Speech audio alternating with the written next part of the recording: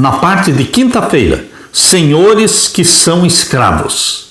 O que significa isso? Os senhores que também são escravos de Jesus Cristo, ou seja, se tornaram servos de Jesus Cristo.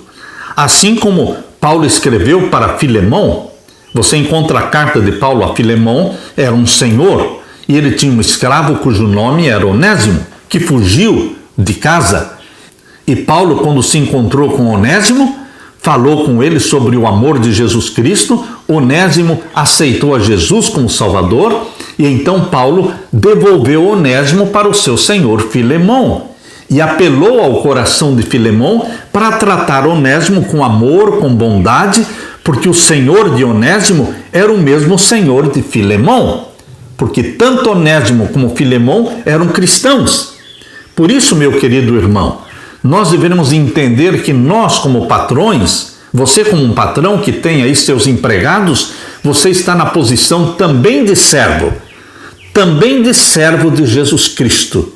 E deveremos estar ali representando Jesus diante dos nossos empregados, tratando-os com amor e com bondade, com justiça e com honestidade.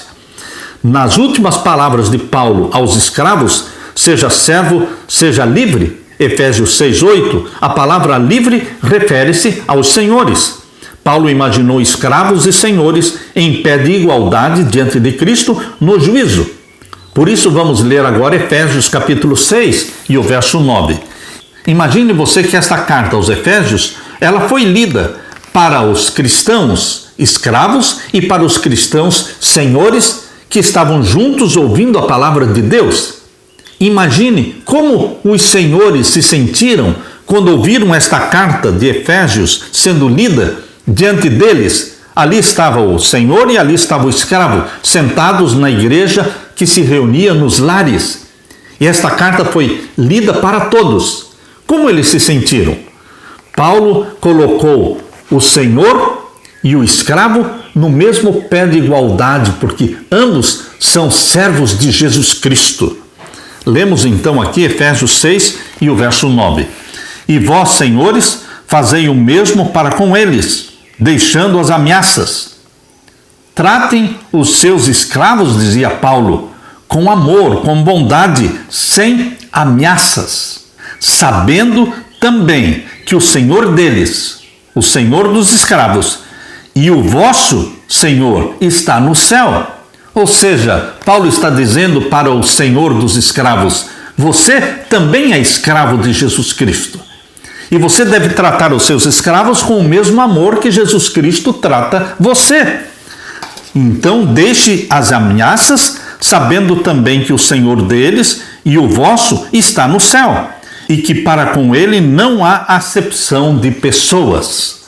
Paulo exortou com firmeza os senhores, mostrando o contraste entre senhores que tinham hábito de ameaçar os escravos e o Senhor Jesus Cristo, em quem não há parcialidade. Paulo pediu aos senhores, façam o mesmo com os servos. Os escravos, o que era surpreendente no contexto do primeiro século. Os senhores deviam agir com boa vontade por causa da sua lealdade a Cristo, correspondendo ao que Paulo pediu aos escravos. Paulo pediu aos senhores para pararem de ameaçar os escravos, uma prática comum em que os senhores administravam variadas punições, incluindo espancamento, abuso sexual, venda dos escravos, que era separado da família, trabalho extremo, fome, algemas, marcas de ferro quente e até a morte. Por causa disso, eles serão julgados por Deus. Existiam senhores maus que agiam de forma satânica, demoníaca, tratando os escravos de uma forma muito terrível, com algemas, com marcas de ferro quente e até mesmo matando-os. Por causa disso, eles serão julgados por Deus. Paulo baseou as suas ordens em duas motivações que chamaram os senhores dos escravos a olhar além das estruturas sociais greco-romanas. Primeiro, eles e seus escravos eram escravos de um único Senhor, que é Jesus Cristo. Em segundo lugar, o Senhor celestial, que é Jesus, julga tudo sem parcialidade, uma vez que seu próprio Senhor tratava os escravos em pé de igualdade com os outros, eles também deveriam fazer assim. E o exemplo que Paulo nos dá é na sua carta, a carta que ele escreveu ao senhor Filemão, falando do escravo Onésimo. A linguagem de Paulo animou os escravos. Eles receberam a adoção, receberam a redenção em Cristo, receberam uma herança em Cristo Jesus e a entronização com Jesus Cristo, o status de concidadãos.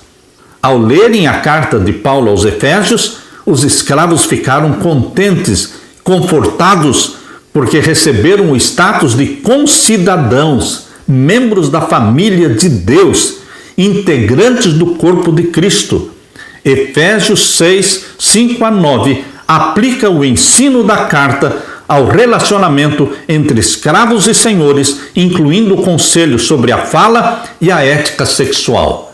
Meu querido irmão, esta carta que Paulo escreveu foi uma revolução no tempo dele e deve ser uma revolução nos nossos dias, porque o relacionamento de patrão e empregado também deve ser pautada e orientada pelos princípios aqui revelados de amor, de respeito, de bondade, tendo a Jesus Cristo como Senhor da nossa vida.